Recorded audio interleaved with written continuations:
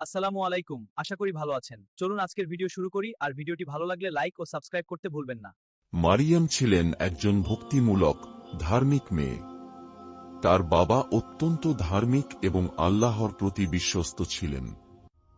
ছোট বয়স থেকে মারিয়াম আল্লাহর নাম স্মরণ করতেন, দোয়া করতেন এবং নিজেকে পবিত্র রাখতেন। মারিয়ামের জীবনে একটি অসাধারণ দিন আসে। আল্লাহ তাকে বিশেষভাবে নির্বাচন করেন। তাকে পবিত্র সন্তান দেওয়ার জন্য আল্লাহর পক্ষ থেকে একটি বিশেষ বার্তা পাঠানো হয়। মারিয়াম প্রথমে বিস্মিত হন, কিন্তু তার হৃদয়ে আল্লাহর প্রতি পূর্ণ বিশ্বাস থাকে। একদিন মারিয়াম একাকী বাগানে বসে আল্লাহর দিকে দোয়া করছিলেন। হঠাৎ ফেরেশতা জিবরাইল তাকে দর্শন দেন। জিবরাইল তাকে শান্ত স্বরে স্বাগত জানিয়ে বলেন যে আল্লাহ তাকে একজন পবিত্র সন্তান দেবেন। মারিয়াম কিছুটা দ্বিধাগ্রস্ত হন। তিনি ভাবতে থাকেন, আমি কিভাবে এমন এক চমকপ্রদ ঘটনা সহ্য করব। কিন্তু জিবরাইল তাকে আশ্বাস দেন যে এটি আল্লাহর ইচ্ছা এবং সবকিছু হবে ঠিকমতো। মারিয়াম ধৈর্য ধরেন এবং আল্লাহর কাছে সাহায্য চাইতে থাকেন। তিনি জানতেন যে আল্লাহ যাকে নির্বাচিত করেন তার জন্য সবকিছু সঠিকভাবে পরিকল্পিত। তাঁর অন্তরের শান্তি ফিরে আসে এবং তিনি প্রার্থনা চালিয়ে যান। সময় আসে এবং মারিয়াম গর্ভবতী হন। তার দেহ এবং মন শান্ত থাকে। তিনি বুঝতে পারেন যে আল্লাহ তাকে বিশেষ দায়িত্ব দিয়েছেন এবং তিনি এই দায়িত্ব পালন করবেন। মারিয়াম একাকী একটি প্রাচীন ঘরে বসেছিলেন। তখনই আল্লাহর ইচ্ছা অনুযায়ী শিশুটি জন্ম নেয়। মারিয়ামের কোলের মধ্যে ঈসা আলাইহিস সালাম। শিশুর মুখটি পুরোপুরি আড়াল, যেন মানুষের চোখে তার চেহারা বোঝা না যায়। মারিয়াম আনন্দে উল্লাসিত হন। তিনি বুঝতে পারেন যে আল্লাহ তাঁর প্রতি দয়ালু এবং পবিত্র সন্তানের মাধ্যমে মানবজাতিকে শিক্ষা দেবেন।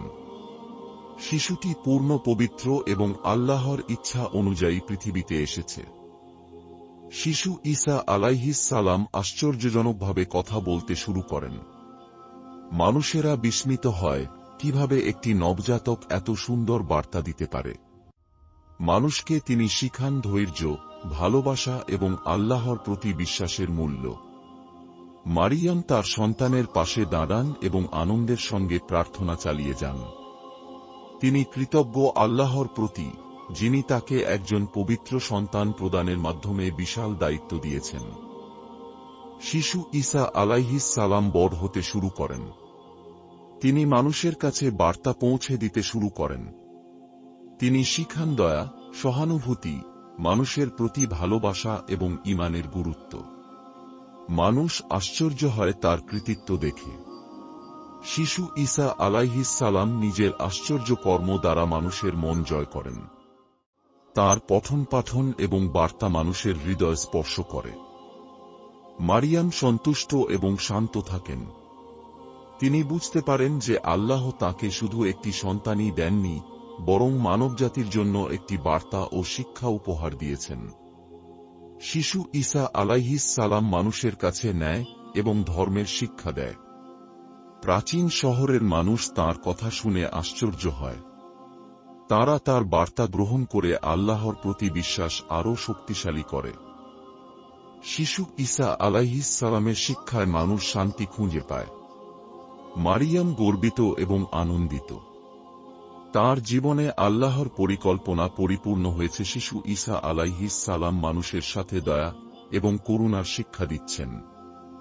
মানুষ তার আশীর্বাদ গ্রহণ করছে। মারিয়াম পাশে দাঁড়িয়ে শান্ত দৃষ্টিতে সব দেখছেন। প্রাচীন শহরের মানুষ ঈসার শিক্ষা অনুসরণ করছে। তারা ঈমানের পথকে শক্তিশালী করছে।